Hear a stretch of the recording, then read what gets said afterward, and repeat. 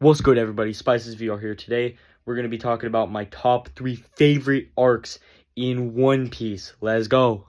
I'm going to be ranking these arcs based off of 3 things, which is the character build-up, the pacing of the story, and the name of the arc in general, alright?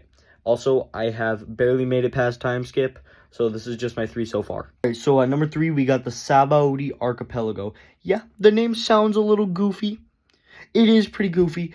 But in this saga, we got introduced to characters like the Celestial Dragons and how they're basically the main villains of the story. We got major character buildup, and it was a change of animation. It became really clean instead of a bit more choppy.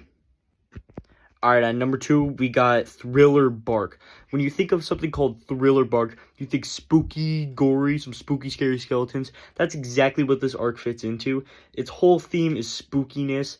The villain of this arc, Mortia, had some great character development.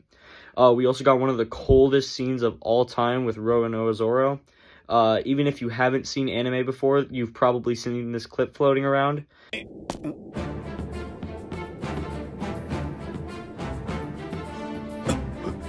なんだこの血の量は。おい、おめえ生きてんのか。あいつはどこだ。ここで何があった。何もなかった。 And we got introduced to one of the greatest Straw Hat Pirates of all time, Brook. The pacing is pretty bad in this arc, and it goes on for longer than it should, but it's still a really good arc overall with storytelling and whatnot. But before I say number 1, we have an honorable mention, which is Marineford.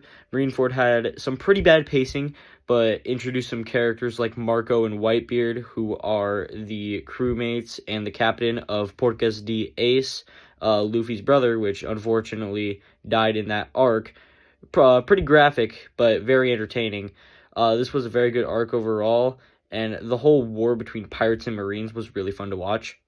And then finally, at number 1, we got Enies Lobby. This has some of the best storytelling there has ever been. The pacing is pretty good overall for such a big and important arc. We got introduced to characters like Rob Lucci, who becomes very important later on in the series, as well as Luffy's Gear 2, which is basically his first major power-up and boost in power. What is there not about Enies Lobby? The name is just really cool. Like, when you hear Enies Lobby, what do you think? You think, yeah, that's cool right there. That's what you think.